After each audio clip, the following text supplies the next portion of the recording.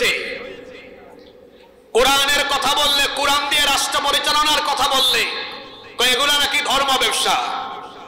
এটা ধর্ম ব্যবসা নয়। আমার নবী তো 10 বছর মদিনা চালিয়েছেন কার আইন দিয়ে? জোরে বলেন, কার আইন দিয়ে? তা আপনি রাসূলের উম্মত, আপনি এটার বিরোধিতা কেন করবেন? আমার নবী এই কোরআন দিয়ে যেভাবে মসজিদে নববীতে তেলাওয়াত করে নামাজে ইমামতি করেছেন, এই একই কিতাব দিয়ে মদিনার রাষ্ট্রকে তিনি 10 বছর পরিচালনা করেছেন। আমরা তার উত্তরসূরি, আমরা তার উম্মত, আমরা তারই আদর্শ বাস্তবায়নের লক্ষ্যে আল্লাহর দ্বীন কায়েমে কাজ করব। আপনি এটাকে ধর্ম ব্যবসা বলেন এই কারণে, কারণ আপনার চেতনার ব্যবসায় ভাটা পড়েছে। নতুন করে চেতনার ব্যবসায় নামাজ ধান্দা করিয়েন না। 17 বছর চেতনার ব্যবসা করে যারা দেশ থেকে পালিয়েছে, পুনরায় কেউ যদি চেতনার ব্যবসা করে ধর্মকে আর মুক্তিযুদ্ধকে বিপরীতমুখী দাঁড় করায়, তাহলে তাদের পরিণতিটা কত ভয়ঙ্কর হবে কল্পনাও করতে পারবে না। চোখের সামনে আপনি পরিণতি দেখে বুঝি এখনো টের পান নাই গো। ধর্ম আর মুক্তিযুদ্ধকে আলাদা করবেন না। মুক্তিযুদ্ধের চেতনা, এদেশের মানুষের আসল চেতনা হলো ইসলাম। এদেশে প্রতিদিন পূর্ব দিক থেকে সূর্য উঠে আল্লাহু আকবারের মাধ্যমে, সূর্য ডুবেও যায় আল্লাহু আকবারের মাধ্যমে। এটা শাহজালাল, শাহপরান, শাহ মাহদুম রাহিমাহুমুল্লাহ, পীর মাশায়েখ, ওলিয়া উলিয়া, আলেম উলামা আর 90% মুসলমানের ইসলামের বাংলাদেশ। ইসলামের বিরুদ্ধে কথা বলে নিজেদের শিকড়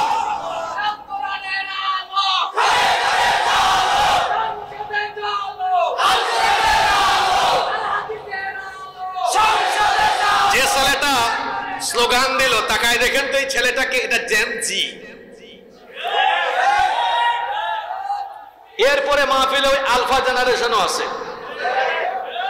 আমি শুন, আপনারা ঠিক ঠিক বলেন, আপনারা ঠিক বলার কি? আপনি বললেও কোরআনের কথা ঠিক, না বললেও বরং ঠিক ঠিক না বইলা মাহফিলে ফজিলতের কথা শুনলে বলবেন সুবহানাল্লাহ, আল্লাহর বরত্বের কথা শুনলে বলবেন আল্লাহু আকবার। মাহফিলে রুহানিয়ত ফিরে আসবে, আধ্যাত্মিকতা ফিরে আসবে ইনশাআল্লাহ। এই ছেলেটার দিকে আমি আপনাদের মনোযোগ আকর্ষণ করলাম কেন দেখেন না?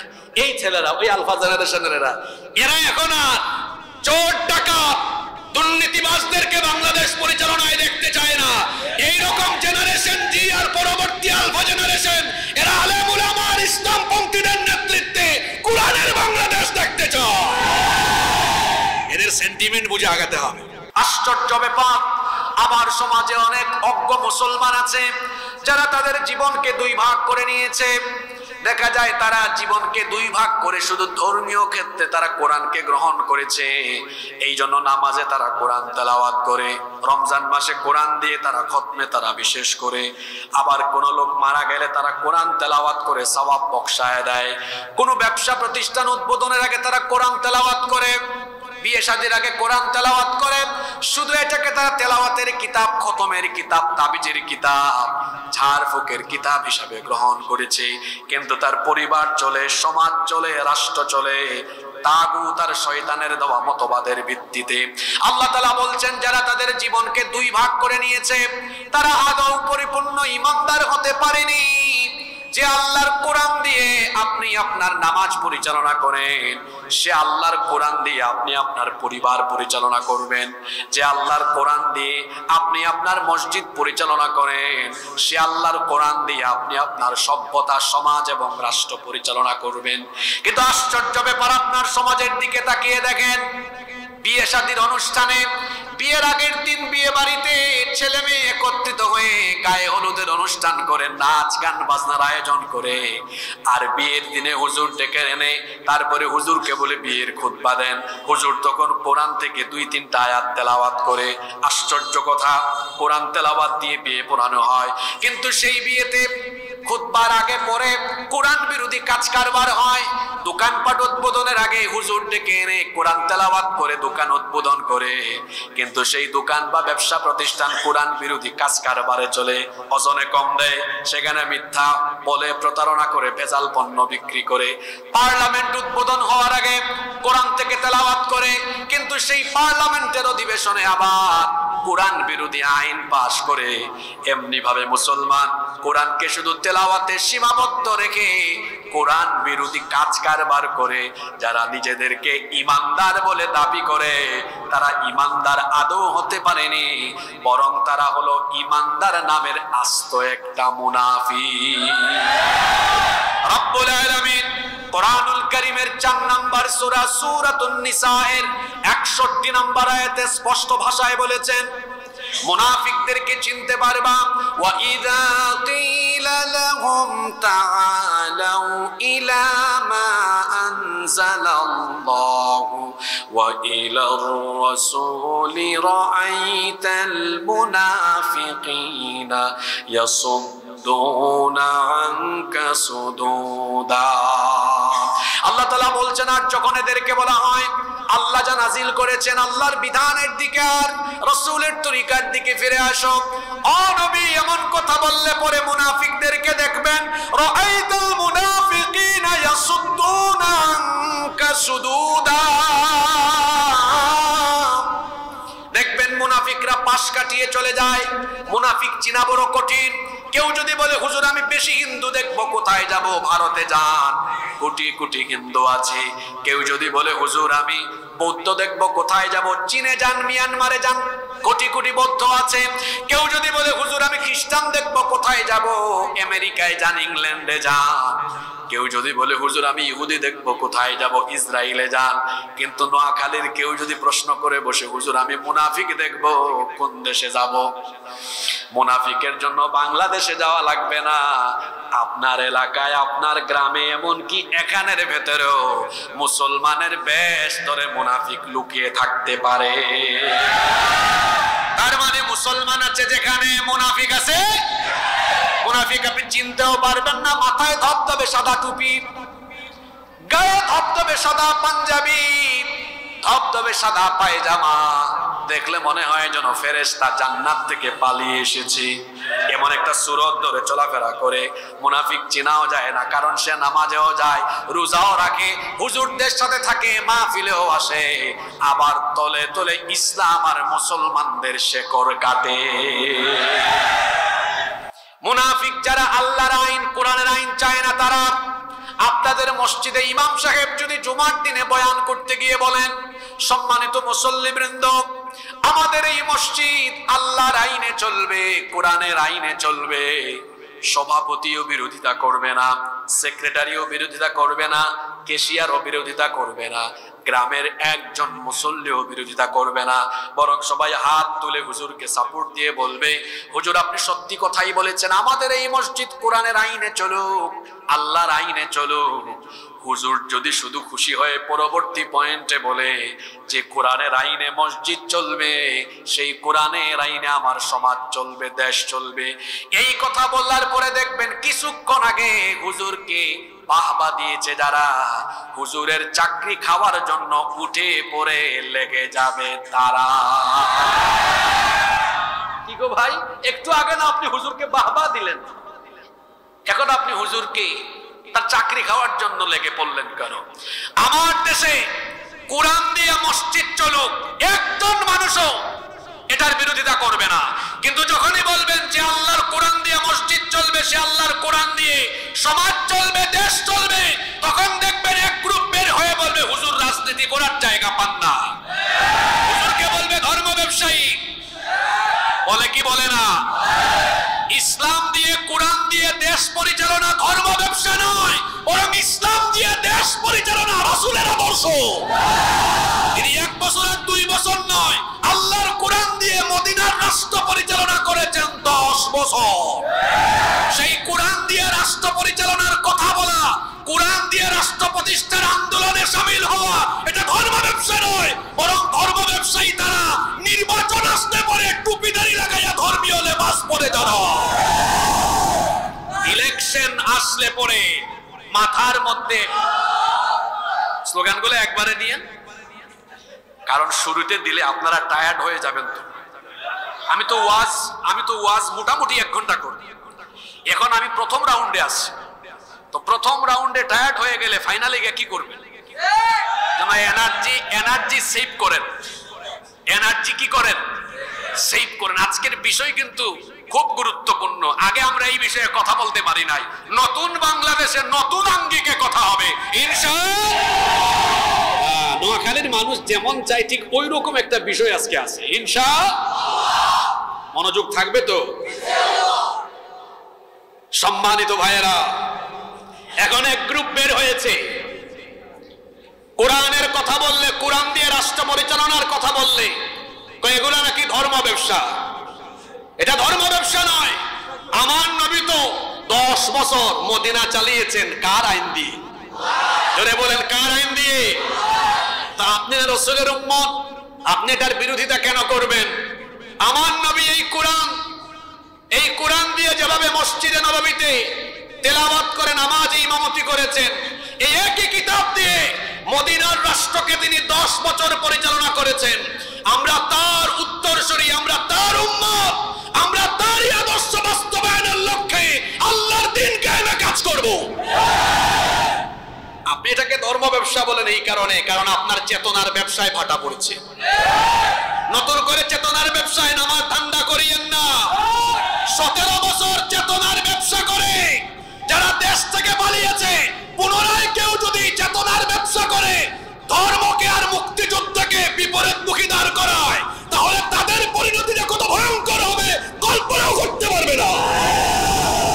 চোখের সামনে আপনি পরিণতি দেখে বুঝি এখনো টের পান নাই গো। ধর্ম আর মুক্তিযুদ্ধকে আলাদা করবেন না। মুক্তিযুদ্ধের চেতনা, এদেশের মানুষের আসল চেতনা হলো ইসলাম। এদেশে প্রতিদিন পূর্ব দিক থেকে সূর্য উঠে আল্লাহু আকবারের মাধ্যমে, সূর্য ডুবেও যায় আল্লাহু আকবারের মাধ্যমে।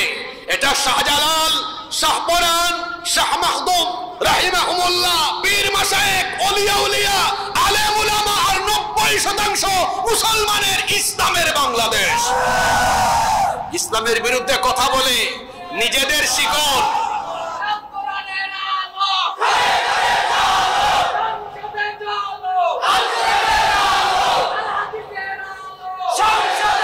যে ছেলেটা স্লোগান দিল, তাকায় দেখেন তো এই ছেলেটাকে, এটা জেন জি। এরপরে মাহফিলে ওই আলফা জেনারেশনও আছে। আমি শুন, আপনারা ঠিক বলেন করে, আপনারা ঠিক বলার কি? আপনি বললেও কোরআনের কথা ঠিক, না বললেও বরং ঠিক না বইলা মাহফিলে ফজিলতের কথা শুনলে বলবেন সুবহানাল্লাহ, আল্লাহর বরত্বের কথা শুনলে বলবেন আল্লাহু আকবার।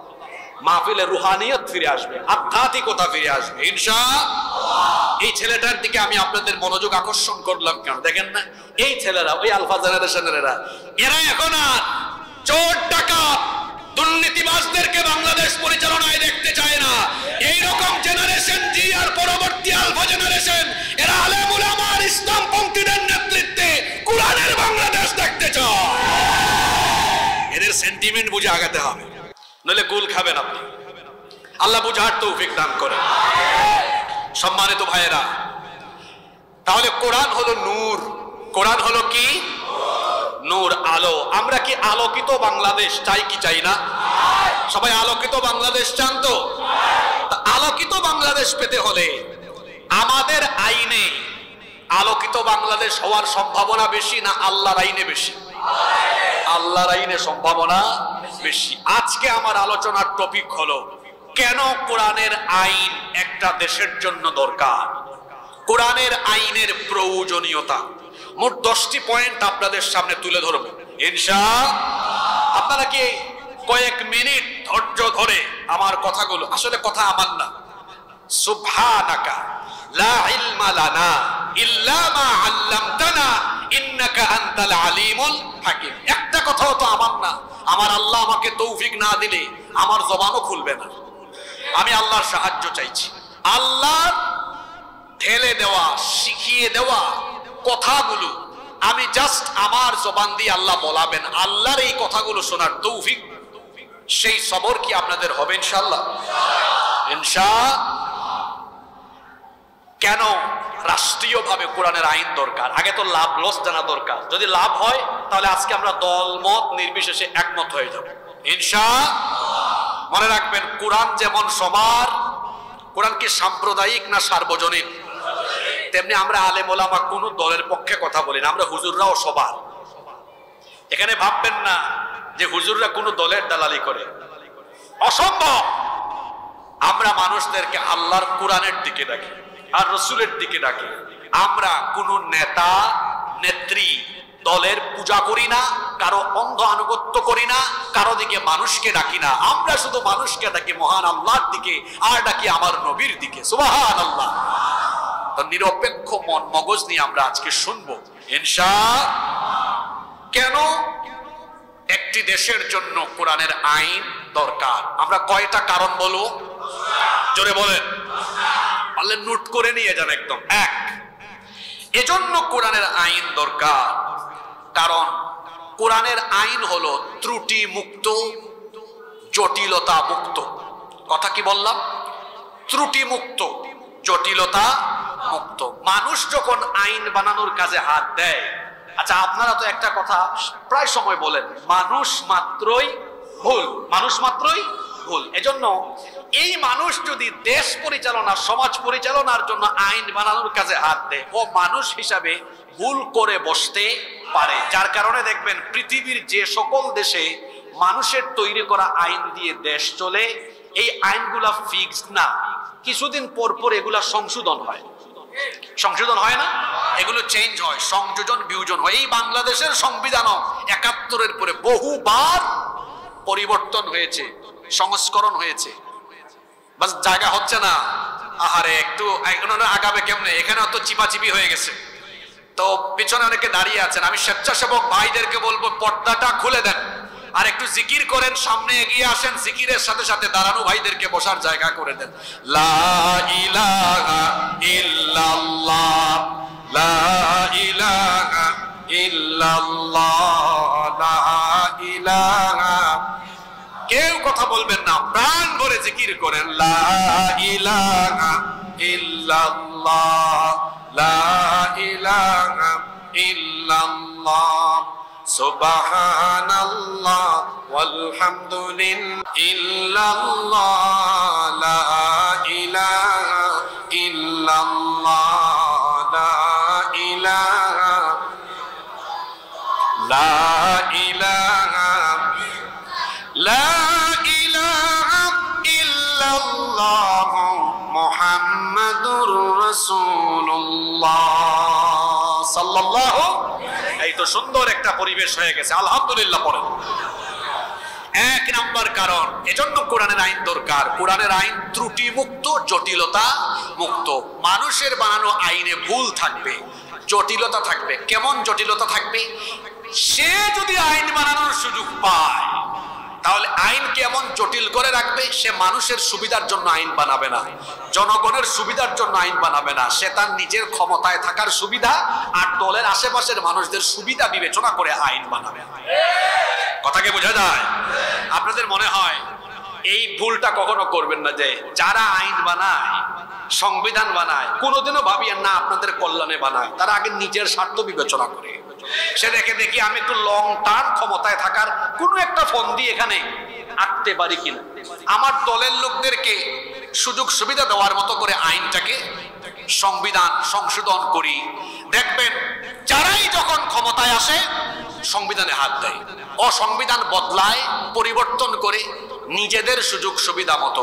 এজন্য দেখা যায় একটি দেশের সংবিধান যেখানে মানুষের তৈরি করা আইন দিয়ে চলে, বারবার বারবার পরিবর্তন হয়। আপনারা আমাকে বলেন তো, আল্লাহ আমাদেরকে যে জীবন বিধান দিয়েছেন ১৫০০ বছর হয়ে যাচ্ছে, আজ পর্যন্ত কি কোরআনের একটা হরফ, এমনকি নুকতা পরিবর্তন হওয়ার দরকার পড়েছে?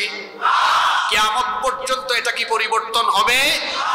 কোনোদিনও আর পরিবর্তন হবে না, হওয়ার সম্ভাবনাও। এজন্য আল্লাহ কিতাবের শুরুতেই বলে দিয়েছেন, যালিকাল কিতাবু লা রাইবা ফীহি হুদাল লিল মুত্তাকিন। এটা এমন কিতাব যার মধ্যে সন্দেহ আছে, এ ব্যাপারেও সন্দেহ করা যায় না। আল্লাহু আকবার। আমাদের দিকে তাকান, মনে করেন হুজুর আর আমি একটা উদাহরণ দিই, আমিও তো মানুষ, তিনিও মানুষ।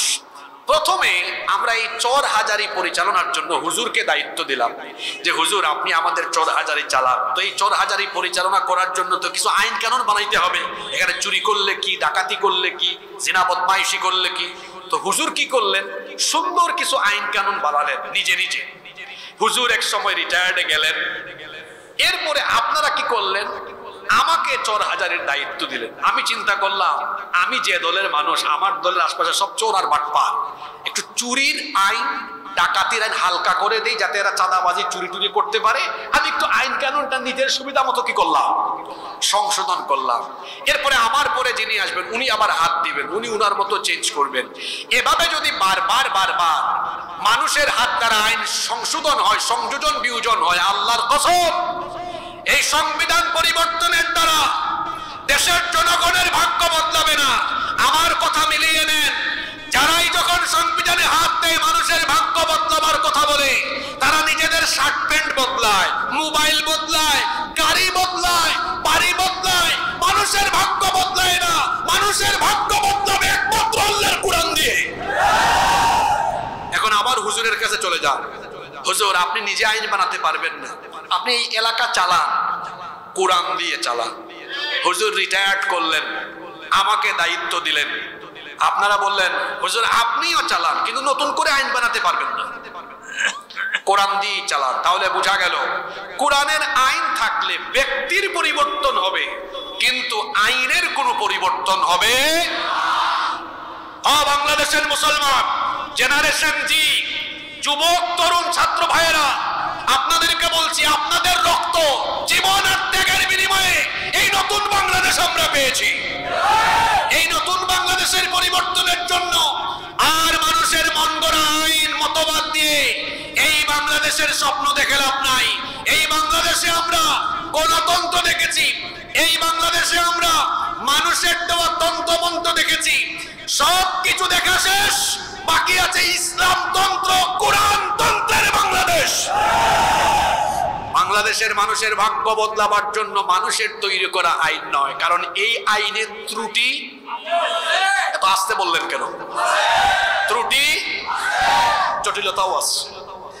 জটিলতা কেমন আছে? যে আইন বানাবে তার নিজের স্বার্থে বানাবে। এজন্য আল্লাহ কামটা করছেন কি দেখেন, গুরুত্বপূর্ণ যা কিছু আছে, যা মানুষের নিত্যদিন কাজে লাগে, আল্লাহ এগুলো মানুষের হাতে দেন নাই। যেমন আপনারা বলেন তো, আমি কিছু কথা বলি, এগুলো আপনাদের ডেইলি দরকার কি দরকার না বলবেন। আলো, সবাই বলেন আলো, বাতাস, পানি, আগুন, অক্সিজেন, এগুলো কোন দেশের সরকারের হাতে না আল্লাহর হাতে? এগুলো যদি আল্লাহ মানুষের হাতে দিতেন, মানুষ ক্ষমতা পাইলে যে স্বৈরাচার হয় তার বিরুদ্ধে আন্দোলন করলে বলতো যতক্ষণ পর্যন্ত আমার আনুগত্য না করবে আলো, বাতাস, পানি, আগুন, অক্সিজেন কিছুই দিব না, আগে আমার পায়ে পড়ো তারপর দিব।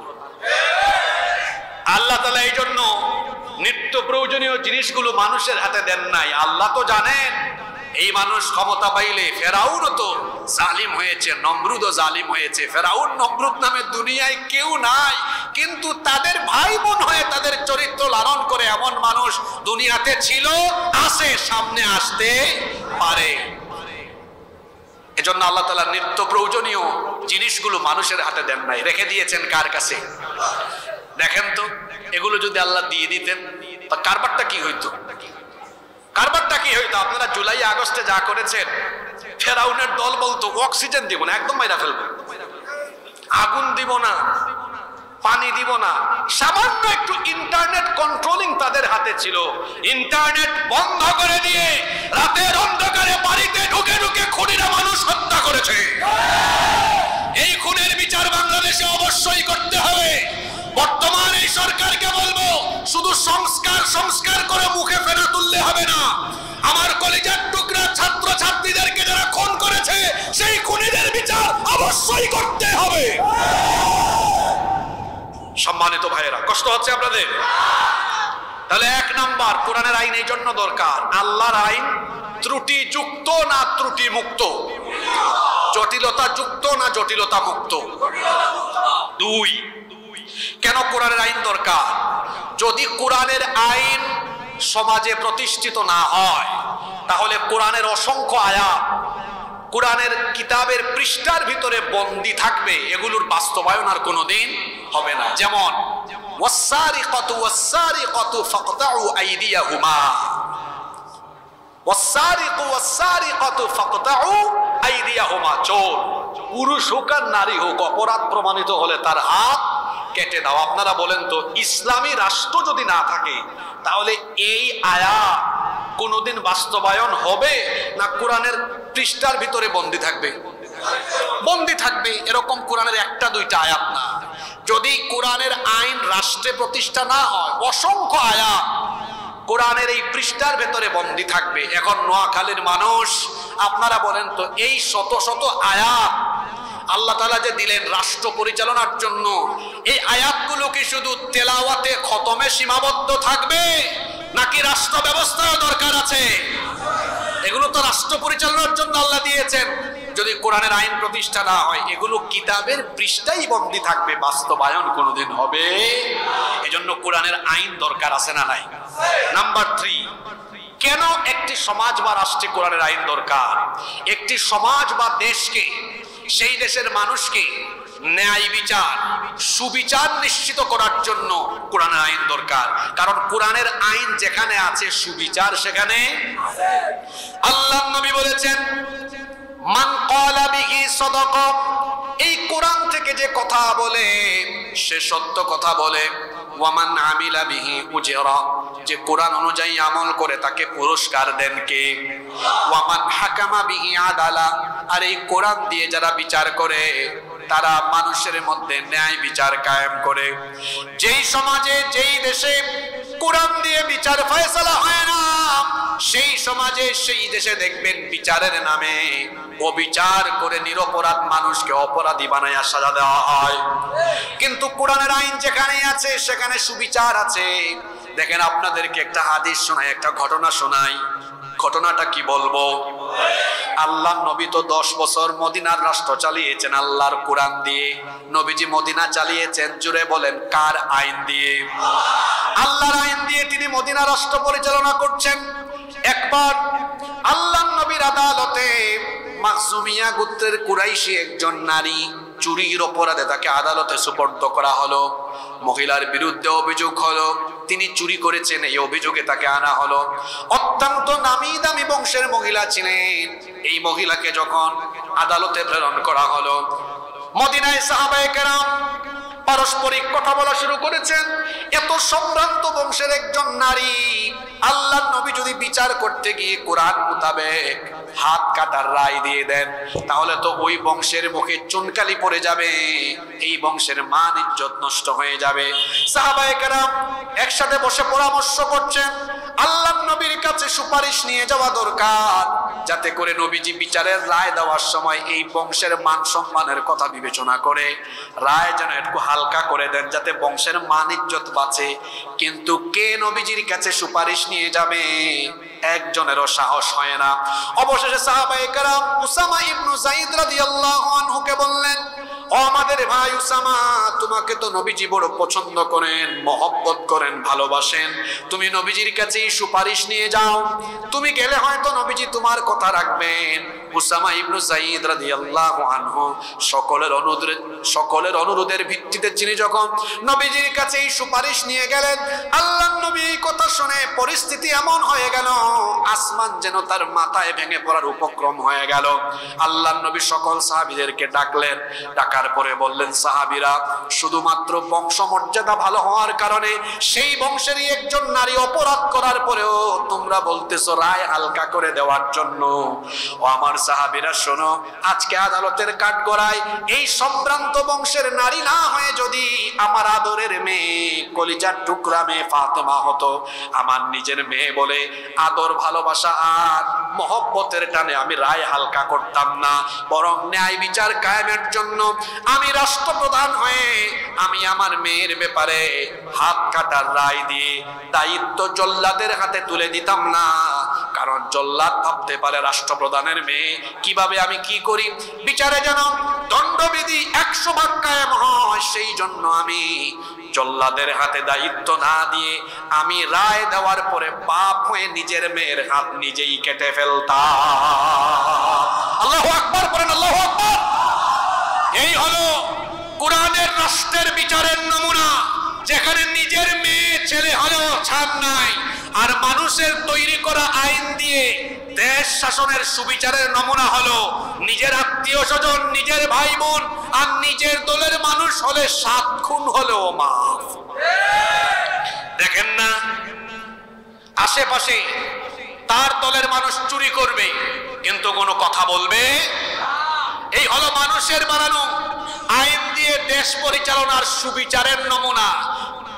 যেই সমাজে, যেই দেশে মানুষের তৈরি করা আইন দিয়ে দেশ চলে, সেই সমাজের বিচার ব্যবস্থা হয় এমন, তার মতের তার আদর্শের বিপরীত কেউ হলে যদি তার ক্ষমতার জন্য হুমকি হয়, তাহলে নিরপরাধীকে অপরাধী সাজাইয়া মিথ্যা মামলায় সাজা ভোগ করায় কিংবা মিথ্যা মামলায় ফাঁসি দিয়ে হত্যা করে।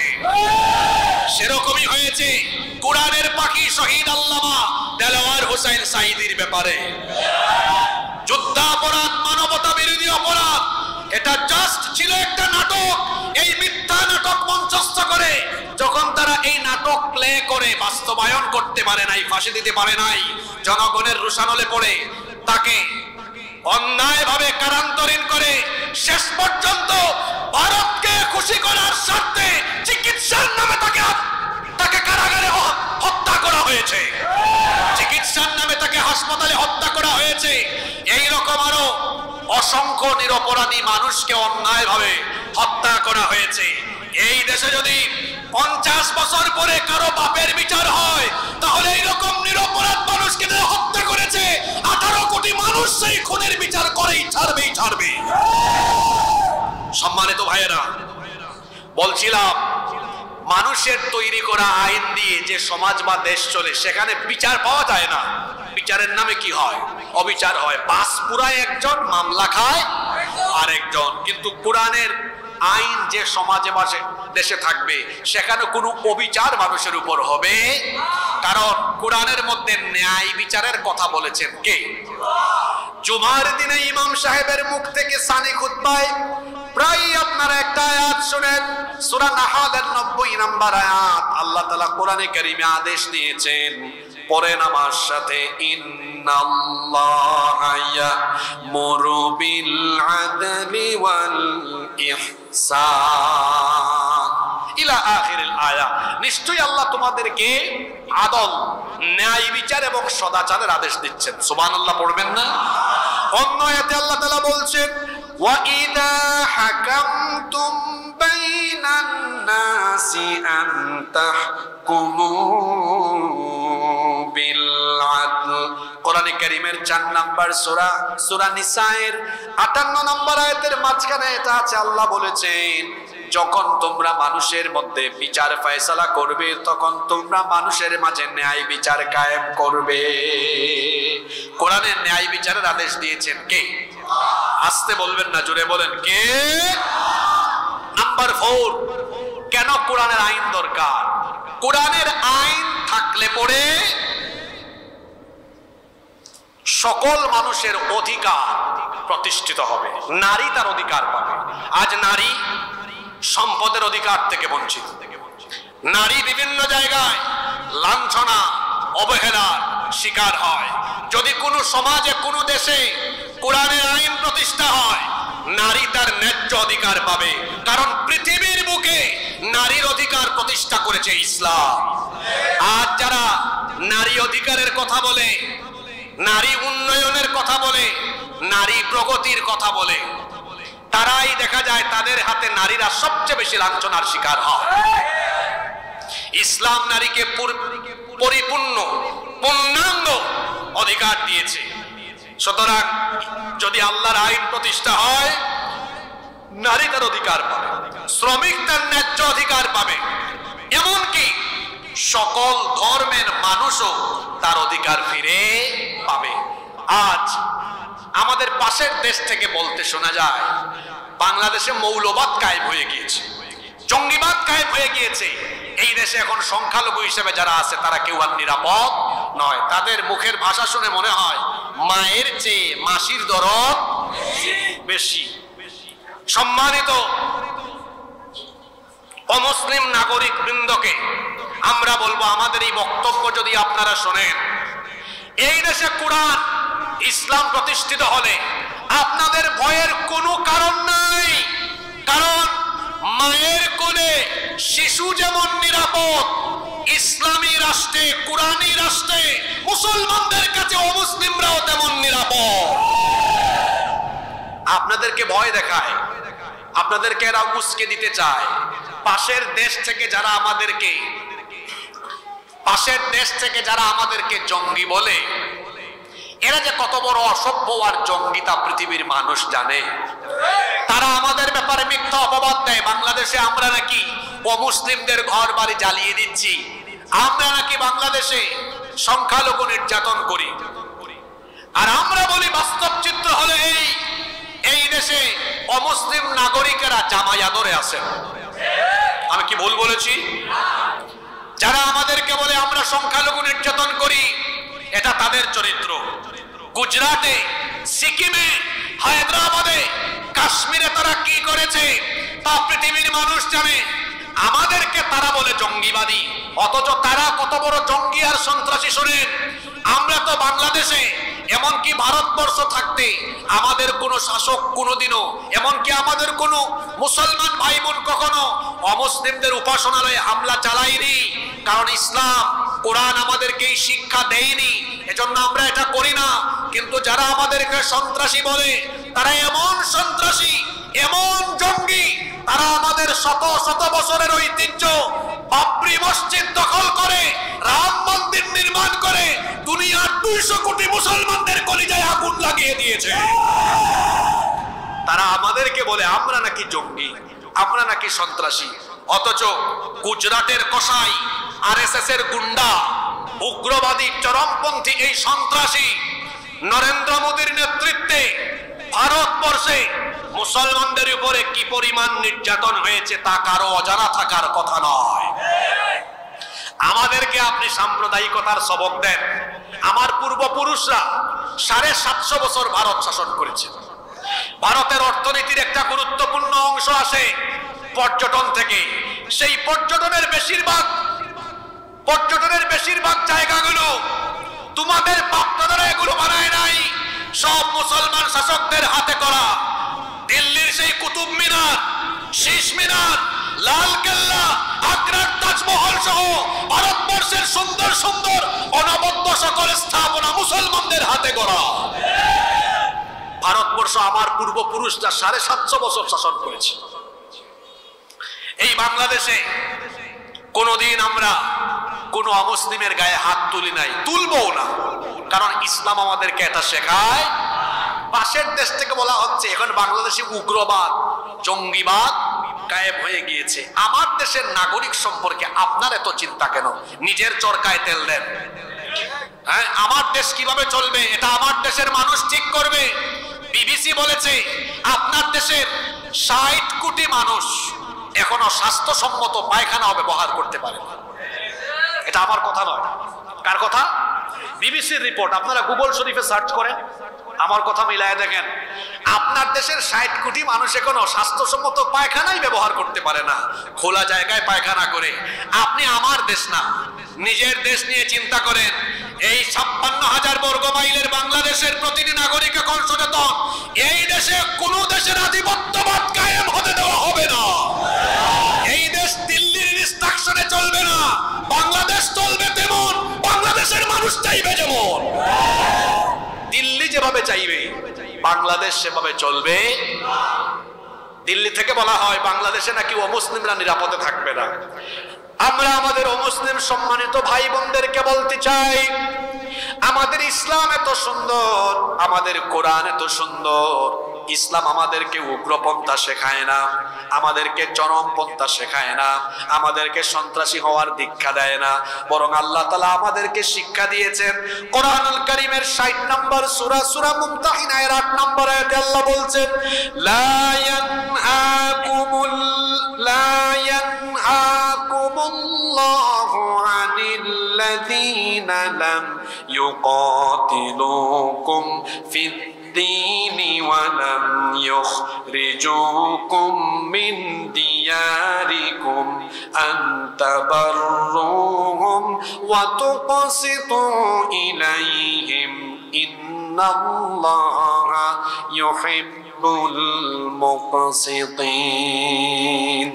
আল্লাহ তাআলা বলছেন, যারা দ্বীনের ব্যাপারে তোমাদের সাথে যুদ্ধে জড়ায়নি এবং যারা তোমাদেরকে ঘর বাড়ি থেকে বিতাড়িত করেনি, সেই সকল অমুসলিমদের ব্যাপারে, তাদের সাথে সদাচারের ব্যাপারে এবং ন্যায় প্রতিষ্ঠার ব্যাপারে আল্লাহ তোমাদেরকে নিষেধ করেননি, বরং আল্লাহ তোমাদেরকে আদেশ দিয়েছেন সে সকল অমুসলিমদের সাথে সদাচরণ করো, ন্যায় বিচার করো, তাদের উপর জুলুম করো না। আমাদের কোরআন আমাদেরকে শিক্ষা দিল, অমুসলিমদের সাথে জুলুম করতে নিষেধ করলো, তাদেরকে সম্মান করার কথা বললো, তাদের হক প্রতিষ্ঠার কথা বললো। আবার অন্য আয়াতে আল্লাহ বলেছেন, অমুসলিমদের উপাস্যদেরকে তোমরা গালি দিও না, কারণ তোমরা যদি তাদের দেবতাদেরকে, উপাস্যদেরকে গালি দাও, অজ্ঞতাবশত তারাও তোমাদের আল্লাহকে গালি দিয়ে বসবে, এজন্য এমনটা করো না। এজন্য আল্লাহ কোরআনে কারিমে আমাদেরকে শিখিয়েছেন অন্য ধর্মের কোন উপাস্যকেও গালি দিও না, এমনকি কোন ধর্মের উপাসনালয়ে হামলা চালাতে নিষেধ করেছেন মুহাম্মাদুর রাসূলুল্লাহ, আমরা বলি সাল্লাল্লাহু আলাইহি ওয়াসাল্লাম। সেজন্য আমরা বলতে চাই, এই দেশে যত মুসলিম ভাই বোনেরা আছেন, আপনাদের টেনশনের কোনো কারণ নাই। এই দেশে ইসলাম যদি কায়েম হয়ে যায়, অমুসলিমরা আরো বেশি নিরাপত্তা পাবে, কারণ কোরআনে শান্তি আছে, ইসলামে শান্তি। নাম্বার 5, আপনাদের কষ্ট হচ্ছে নাকি? আমরা কি আর 20 মিনিটের মতো থাকতে পারবো না? কষ্ট হচ্ছে আপনাদের? আমার তো আরো গুরুত্বপূর্ণ কথা রয়ে গেছে, ফাইনাল রাউন্ডের আগে এনার্জি শেষ করে। নাম্বার 5, কেন কোরআনের আইন দরকার? কোরআনের আইন এই জন্য দরকার, কোরআনের আইন প্রতিষ্ঠা হলে পরে মানুষ তার মত প্রকাশের স্বাধীনতা আর ধর্ম পালনের স্বাধীনতা পাবে। যেই সমাজে মানুষের আইন থাকে সেখানে দেখা যায় মত প্রকাশ করা যায় না, যদিও বাক স্বাধীনতার কথা বলা হয়, কিন্তু দেখবেন আপনি স্বাধীনভাবে মতামত ব্যক্ত করলে লাগাম টেনে ধরা হয়। এবং যদিও বলে ধর্ম পালনের অবাধ সুযোগ দেওয়া হবে, আপনারা বলেন তো, বুকে হাত দিয়ে বলেন, গত 17 বছর নিরাপদে নির্বিঘ্নে মাহফিল আয়োজন করে, মসজিদে হোক, মাদ্রাসায় হোক, কিংবা যে কোনো পরিবেশে হোক, দ্বীনি কথা বলতে পেরেছেন? জোরে বলেন, বলতে পেরেছেন? বাংলাদেশে যদি কোরআনের আইন প্রতিষ্ঠা হয়, কোরআনের নীতি হলো লাকুম দীনুকুম ওয়ালিয়া দীন। যদিও আমার দেশে এক রাবেয়া বসরি ছিলেন, তিনি একবার পার্লামেন্টের ভেতরে বলেছিলেন, বুখারী শরীফে আছে লাকুম দীনুকুম ওয়ালিয়া দীন। এটা বুখারী শরীফে না কোরআনে কারীমে? তারপরে আবার আরে বাপরে বাপ, ইবনে কাসিরের চেয়ে আরো বড় তাফসীরকারক অর্থ করেছেন লাকুম দীনুকুম ওয়ালিয়া দীন, ধর্ম যার যার, উৎসব সবার। ইন্না লিল্লাহি ওয়া ইন্না ইলাইহি রাজিউন। আমার দেশে এই জাতের লোক অনেক বেশি। আউযুবিল্লাহ বিসমিল্লাহ পড়তে গেলে ভুল করবে 30টা 40টা। তারা দেখা যায় আলেমদেরকে কটাক্ষ করে কথা বলে, মুখে লাগাম দেন, মুখে লাগাম দেন। মানুষকে সম্মান দিলে আপনার সম্মান বাড়িয়ে দিবেন কে? লাকুম দীনুকুম ওয়ালিয়া দীন, ধর্ম যার, উৎসব তোমাদের, দিন তোমাদের। লাকুম দীনুকুম ওয়ালিয়া দীন, তোমার দিন তোমার, তোমার ধর্ম তোমার, আমার ধর্ম আমার। আল্লাহ তাআলা বলেছেন লা ইকরাহা ফিদ্দীন, দ্বীনের ব্যাপারে কোনো জোর জবরদস্তি নাই। ইসলাম যদি কায়েম হয়, কোরআনের আইন যদি প্রতিষ্ঠা হয়, কাউকে কারো ধর্ম পালনে, মত প্রকাশে কোনো প্রকার বাধা বিপত্তি দেওয়া হবে। আজকে পাশের দেশ থেকে বলা হচ্ছে এদেশে জঙ্গিবাদের উত্থান হয়ে যদি মৌলবাদ কায়েম হয়ে যায়, তারা কোরআনের আইনকে মৌলবাদ বলে। তাদের কথা অবশ্য ভুল নয়, মৌল শব্দের অর্থ তো ভালো। মৌল মানে মূল, মূল হলেন আল্লাহ, মূল হলেন রাসূল, মূল হলো কোরআন, মূল হলো সুন্নাহ। তো আমরা তো মূলের উপরেই আছি, মূলের উপর থাকলে ভালো, কারণ যে গাছের মূল শিকড় ভালো থাকে ওই গাছ বেঁচে থাকে, যে গাছের মূল ঠিক থাকে না ওই গাছ বেঁচেও থাকে। পাশের দেশ থেকে বলা হয় এই দেশে ইসলাম কায়েম হলে, কোরআন কায়েম হলে অন্যান্য ধর্মের মানুষ সঠিকভাবে ধর্ম পালন করতেই পারবে না। এজন্য তারা দরদি হয়ে, আপনারা দেখছেন না বেশ কিছু ইন্ডিয়ান চ্যানেল বাংলাদেশের ব্যাপারে মিথ্যাচার রটনা করেই যাচ্ছে। ওই যে রিপাবলিক বাংলা এক চ্যানেল আছে, ওর নাম ময়ূখ রঞ্জন। ব্যাং যেমন লাফায় সেও তেমন লাফায়। তারপর ডিসপ্লেতে বাংলাদেশের মানচিত্র এনে বলে এই যে বাংলাদেশের চট্টগ্রাম, রংপুর, সিলেট বাংলাদেশের চিকেন স্ন্যাক, আমরা এটা দখল করে ফেলবো, 5 মিনিট লাগবে। হে ময়ূখ রঞ্জন, চট্টগ্রাম, সিলেট আর রংপুর তোর বাপ দাদার নাকি? এই দেশের মানচিত্রের দিকে কেউ যদি কালো হাত বাড়ায়, সেই কালো হাতকে আমরা ভেঙে চুরে টুকরা টুকরা করে দিব। নোয়াখালীবাসী, আমরা মুসলমান, আমরা যুদ্ধপ্রিয় নই, আমরা শান্তিপ্রিয়। আপনাদের মনোযোগ আছে? গুরুত্বপূর্ণ কিছু কথা যুবকদের উদ্দেশ্যে বলবো। যুবক ভাইরা আছেন তো? কি বললাম? আমরা যুদ্ধপ্রিয় নই, আমরা কি প্রিয়? জোরে বলেন, কি প্রিয়? শান্তিপ্রিয়। আমরা কাউকে আক্রমণ করি না, তবে আমাদের স্বভাব হলো আক্রান্ত হলে আমরা কাউকে ছেড়েও দেই না।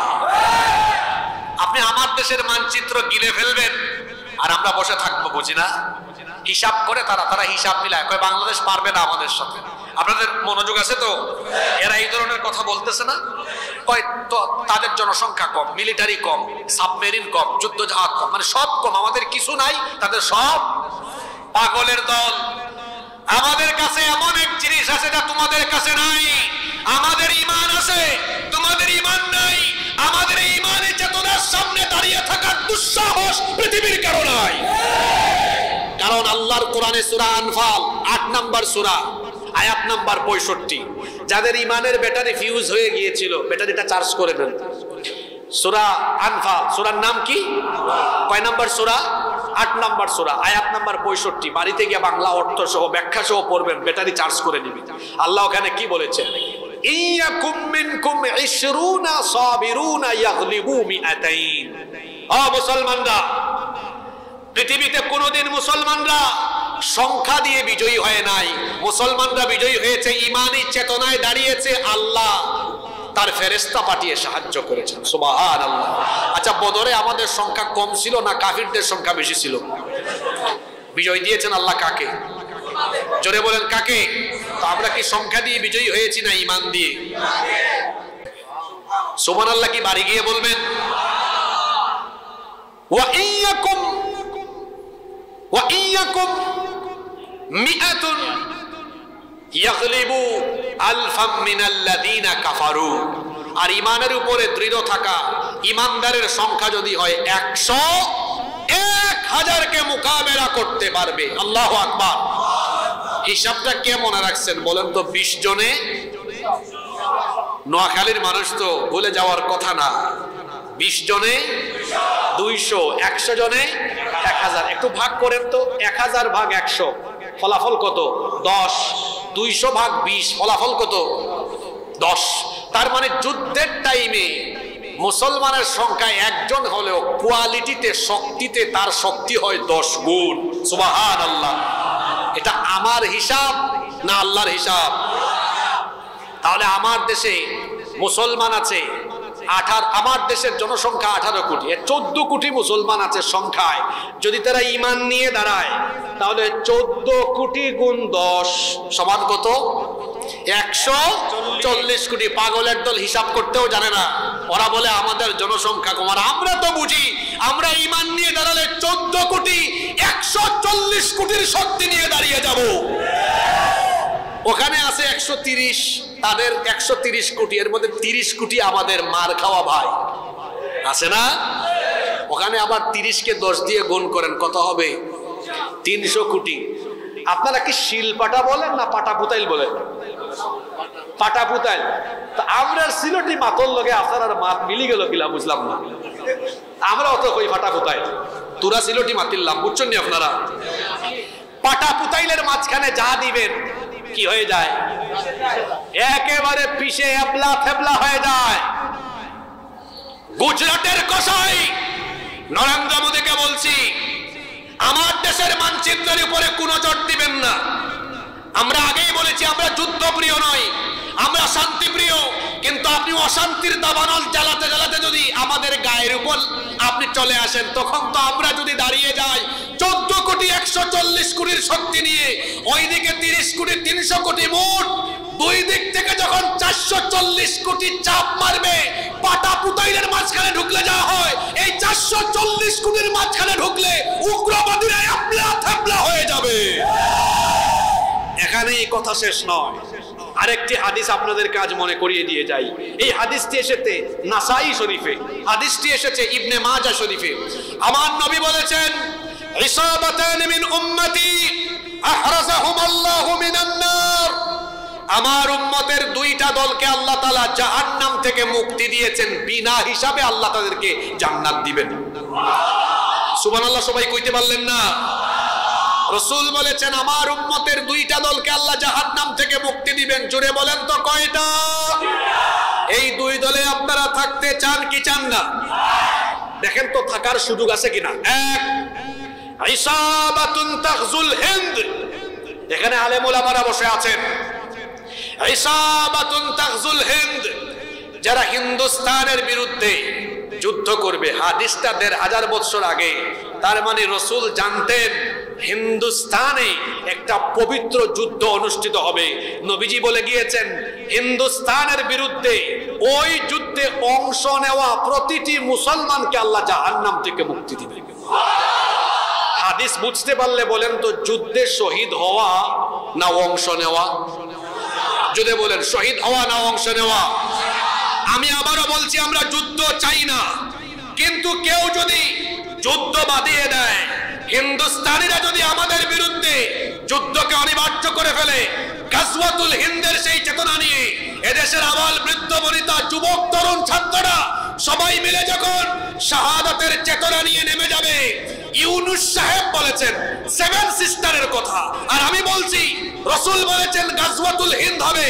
হিন্দুস্তানের পবিত্র যুদ্ধে অংশ নেওয়া প্রতিটি মুসলমানকে আল্লাহ মাফ করবেন। এই চেতনা নিয়ে যখন বাংলাদেশের 14 কোটি মুসলমান পবিত্র এই যুদ্ধে অংশগ্রহণ করবে, ভারতের মানচিত্র টুকরা টুকরা হয়ে গিয়ে দিল্লিতে কালেমার পতাকা উড়িয়ে দেওয়া হবে।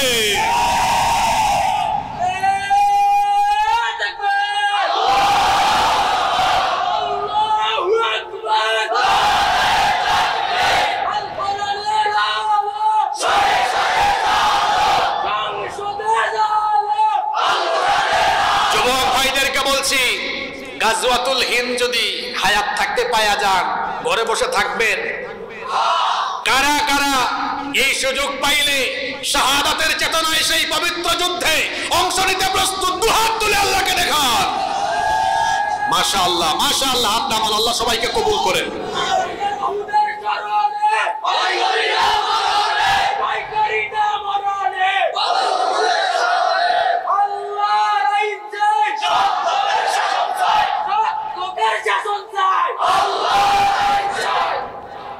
সুন্দর স্লোগান হয়েছে, কিন্তু যে জায়গায় যেটা দরকার ওইটা হবে। এখানে তো গাজওয়াতুল হিন্দের কথা বলেছি, এখানে সবচেয়ে সুন্দর স্লোগান হবে সাবিলুনা সাবিলুনা আল জিহাদ।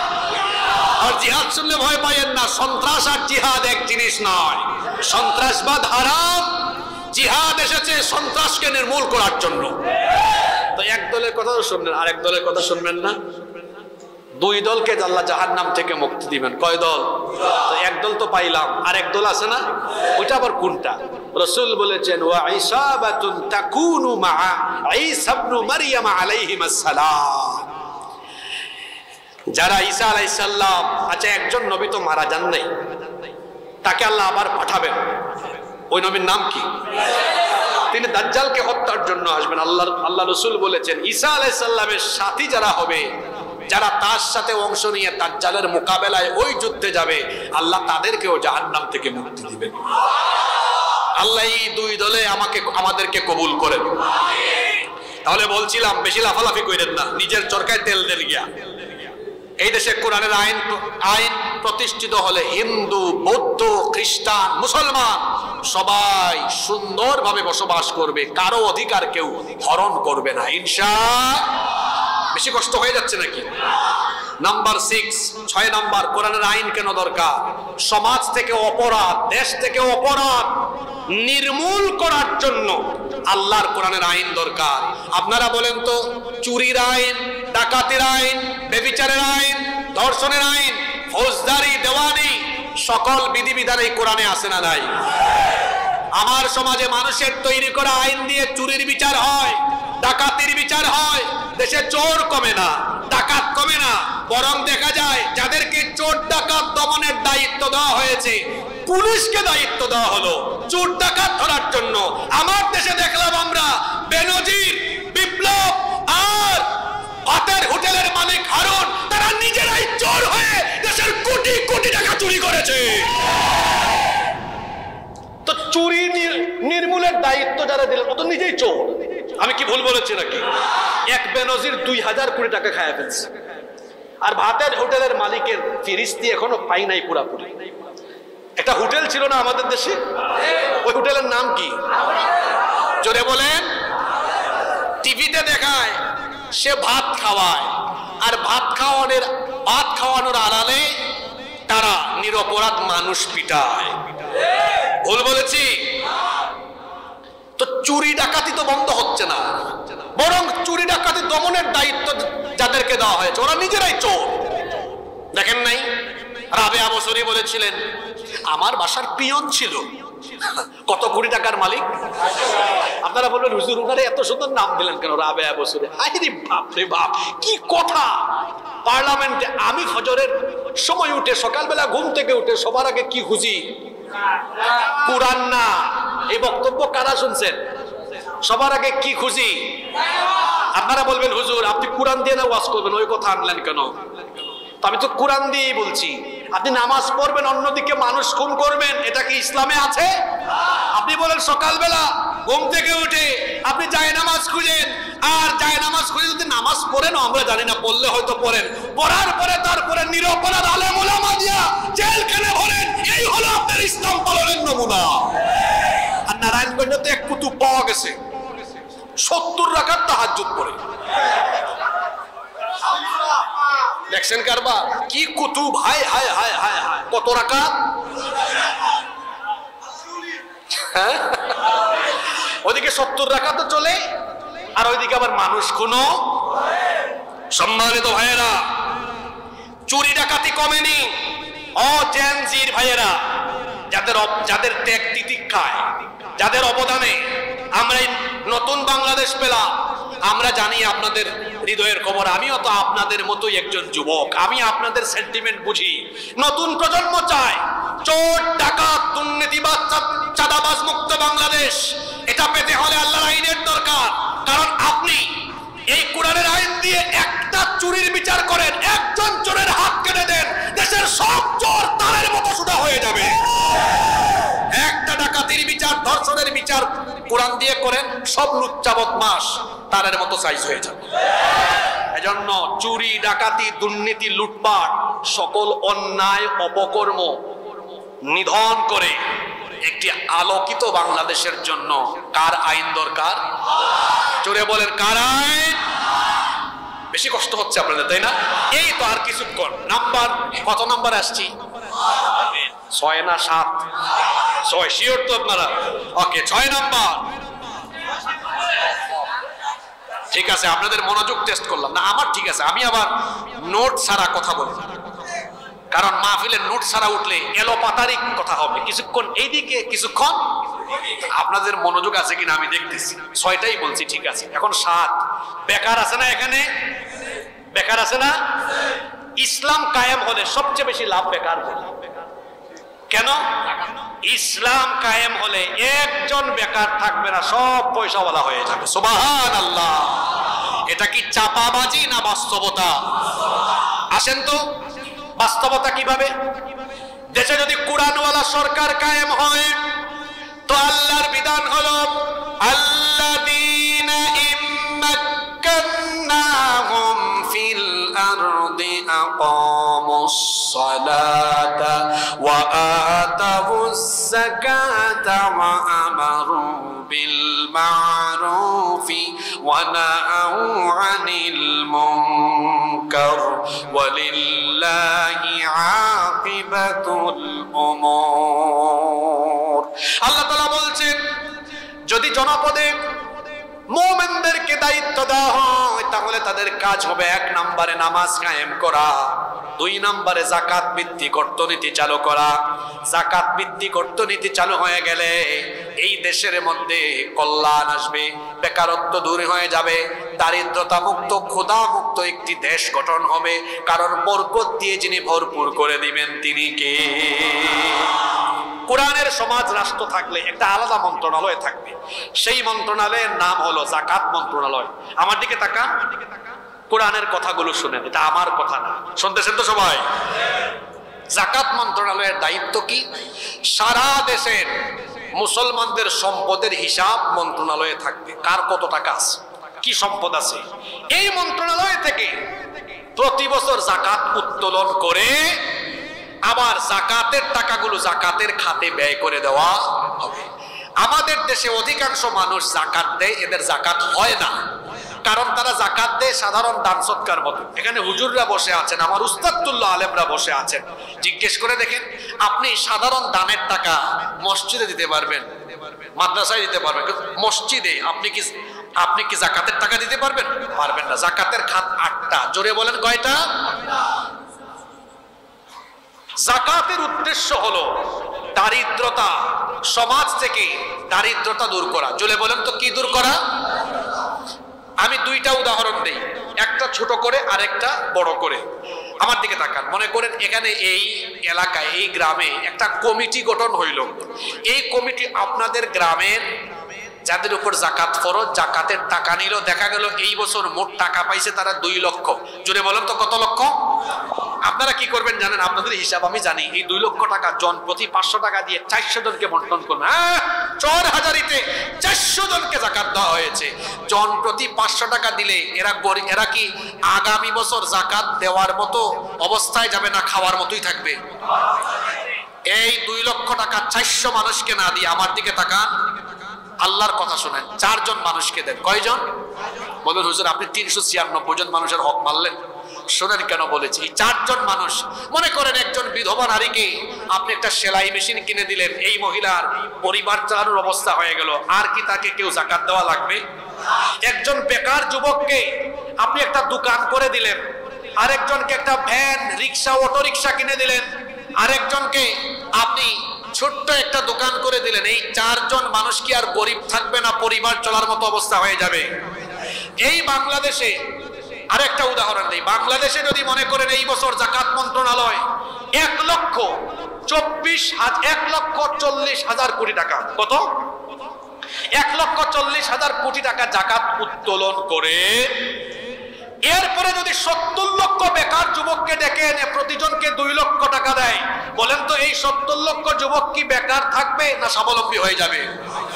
এই বছর যদি এইরকম করে যদি যাকাতের আলোকে যাকাত মন্ত্রণালয়ের মাধ্যমে যাকাত কালেক্ট করে বেকারত্ব দূরীকরণের জন্য কাজ করা হয়, আমি চ্যালেঞ্জ করে আজকে নোয়াখালীর এই ময়দান থেকে বলে গেলাম 10 বছর পরে বাংলাদেশে একজন গরিব মানুষ আপনি খুঁজেও পাবেন না। এবার আসেন আলেমদেরকে সাক্ষ্য রেখে বলি, পৃথিবীর বুকে এই রকম পরিবেশ আগে কি হয় নাই? ওমর ইবনে আব্দুল আজিজ রহমতুল্লাহ আলাইহির জামানায় মানুষ যাকাতের পয়সা নিয়ে রাস্তায় রাস্তায় ঘুরেছে, যাকাত দেওয়ার মতো কোনো মানুষ পায়? সুবহানাল্লাহ। এই রকম একটি দারিদ্রতা মুক্ত বাংলাদেশ পেতে হলে কোরআনের শাসনের দরকার আছে না নাই? আপনাদের কষ্ট হচ্ছে? আপনারা কি আর 7-8 মিনিট থাকতে পারবেন না? আচ্ছা, আপনাদের বাড়ি বেশি দূরে না আমার বাড়ি বেশি দূরে? সবাই বলেন। তা আপনারা যদি আমারে ফেলে রেখে চলে যান তাহলে হবে? যাওয়ার চলে দরকার তো আমার আগে, কারণ আমার বাড়ি বেশি দূরে, আপনার বাড়ি কাছে। একটু পরে আমরা 7-8 মিনিট পরে মোনাজাত করলে আপনাদের বাড়িতে পৌঁছতে 10-20 আধা ঘন্টা লাগবে। 10-20 মিনিট আধা ঘন্টা, আমার যাইতে অনেক সময় লাগবে। তো আপনারা আগে যাওয়া ভালো না আমি আগে যাওয়া ভালো? তা আপনারা আগে যাওয়া ভালো। তাহলে নোয়াখালীর মানুষ অতিথি পরায়ণ, তারা মেহমানদেরকে সম্মান করে। নোয়াখালীর ইতিহাস ঐতিহ্য তো সবাই জানে। তো এই নোয়াখালীর মানুষ আজকের এই মাহফিলের সুন্দরভাবে সমাপ্তির জন্য কি সবাই মিলে আমরা 7-8 মিনিট আল্লাহর কোরআনের জন্য ধৈর্য ধরে বসে থাকতে পারবো না? কথা দিলেন তো পারবেন? একজন মানুষ উঠা বসা করবেন না, আমরা মুনাজাত করে একসাথে এখান থেকে বিদায় নিব ইনশাআল্লাহ। আমি আপনাদের সকলের কাছে এই সহযোগিতা চাচ্ছি, আমরা কেউ উঠবো না ইনশাআল্লাহ। তো 7টা তো বলেই ফেলছি, আর 3টা 7-8 মিনিট বলবো কথা। 8 নম্বর, কোরআনের শাসন এই জন্য দরকার, কোরআনের শাসন থাকলে সৎ লোকেরা, কোরআনওয়ালারা আমানতদারিতার ভিত্তিতে দায়িত্ব পালন করবে, তখন দেখা যাবে মানুষের দুঃখ বেদনা ঘুচে যাবে। সুবহানাল্লাহ। কোরআনের শাসনের নমুনা কেমন হয় শোনেন। কোরআনের রাষ্ট্র গঠন হয়ে গেলে, কোরআনওয়ালা লোকেরা যখন দায়িত্ব নিবে, তখন পরিস্থিতি এমন হবে সেখানে কোনো খেয়ানত থাকবে না, আমানতদারিতার ভিত্তিতে রাষ্ট্র পরিচালনা হবে। অতীতে কেমন হয়েছিল শোনেন। ওমর ইবনে খাত্তাব রাদিয়াল্লাহু আনহু, তিনি তো সামান্য কোনো ইউনিয়নের আয়তনের মতো ছোট্ট আয়তনের কিংবা কোনো সংসদীয় আসন বা ছোট্ট কোনো দেশের রাষ্ট্রপ্রধান ছিলেন না, অর্ধ পৃথিবী শাসন করেছেন। খেয়াল করে ঘটনাটা শোনেন। তিনি অর্ধ পৃথিবী শাসন করছেন। একদিন তিনি ঘরের ভেতরে মোমবাতির আলো জ্বালিয়ে কাজ করছেন।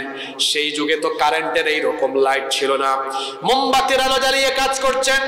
এমন সময় তার কিছু আত্মীয় স্বজন দেখা করতে এসে দরজায় নক করলেন, ভেতরে ঢুকতে চাইলেন। তিনি থামিয়ে দিলেন, বললেন একটু দাঁড়াও।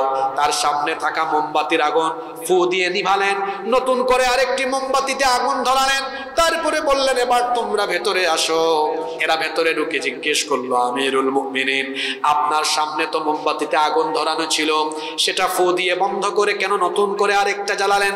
তিনি বললেন, তোমরা আসার আগ পর্যন্ত আমি রাষ্ট্রের টাকায়, জনগণের টাকায় কেনা মোমবাতির আগুন জ্বালিয়ে জনগণের কাজ করছিলাম। তোমরা যখন আসলে চিন্তা করলাম জনগণের পয়সায় কেনা, রাষ্ট্রের টাকায় কেনা মোমবাতির আগুন জ্বালিয়ে তোমাদের সাথে যদি কথা বলি, জনগণের সম্পদের খেয়ানত হবে, রাষ্ট্রীয় দায়িত্ব পালনে খেয়ানত হবে, কিয়ামতে আমাকে আসামির কাতারে, জালেমের কাতারে দাঁড়াতে হবে। এই ভয় যখন আমার অন্তরে চলে আসলো, সঙ্গে সঙ্গে আমি জনগণের টাকায় কেনা মোমবাতির আগুন ফু দিয়ে নিভিয়ে দিয়ে নিজের টাকায় কেনা মোমবাতির আগুন জ্বালিয়ে তোমাদের সাথে কথা বলছি। এমন যদি হতো আমাদের নেতা হতো, ওমরেরই মতো হতো, আবু বকরের মতো, জনগণের খোঁজ খবর নিত রাত দুপুরে, জনগণের খোঁজ খবর নিত রাত দুপুরে। এরপরে কি জানো? গরিব দুঃখী ভুখা ডাঙা নাহি পাওয়া যেত, যদি আমাদের নেতা হতো, মোরেরই মতো হতো, আবু বকরের মতো। আমরা চাই কি চাই না? কোরআনের শাসন হলে পরে এরকম হবে ইনশাআল্লাহ। নাম্বার 9, কোরআনের শাসন কেন দরকার? রাসূলের আদর্শ বাস্তবায়নের জন্য। কদু খাওয়া সুন্নাত, লাউ খাওয়া সুন্নাত চালু আছে, টুপির সুন্নাত চালু আছে, খাবার শেষে মিষ্টি মধু খাওয়া সুন্নাত, খাবার শেষে মিষ্টি খাওয়া সুন্নাত এইটাও চালু আছে। আমার সমাজে, আমার দেশে যে সুন্নাত মারা গিয়েছে, যে সুন্নতের দাফন হয়েছে, ইন্তেকাল হয়েছে, যে সুন্নত মরা সুন্নত, সেটা হলো রাসূল 10 বছর কুরআন দিয়ে দেশ পরিচালনা করেছেন। সেই মরা সুন্নত জিন্দা করে রাসূলের আদর্শের সঠিক অনুসারী হতে হবে। 10 নাম্বার, সর্বশেষ পয়েন্ট। কথায় আছে, শেষ ভালো যার সব ভালো। কোরআনের শাসন এই জন্য দরকার গো ভাই। এই জমিন আমি আপনি বানাই নাই, আসমান জমিন আমরা কেউ বানাই নাই। জোরে বলেন তো, আসমান জমিন কার?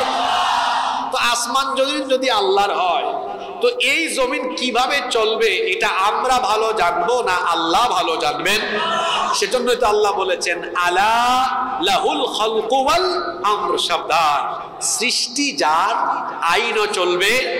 ইনিল হুকমু ইল্লা লিল্লাহ, আল্লাহ ছাড়া কারো হুকুম চলবে।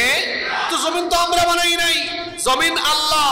তো এখানে আইন চলবে কি আমার আপনার বাপ দাদার? এই জমিনে আমরা কার আইন চাই? আল্লাহর আইনে আমাদের লাভ না লস? কোরআনের আইনে আমাদের ক্ষতি না লাভ? তাহলে আমরা নতুন বাংলাদেশ গড়ার জন্য আজকের এই মাহফিল থেকে কি এই সিদ্ধান্ত নিতে পারি না আমরা কোরআনের বাংলাদেশের জন্য সবাই ঐক্যবদ্ধ থাকবো? আওয়াজ তো বড় ছোট হইল।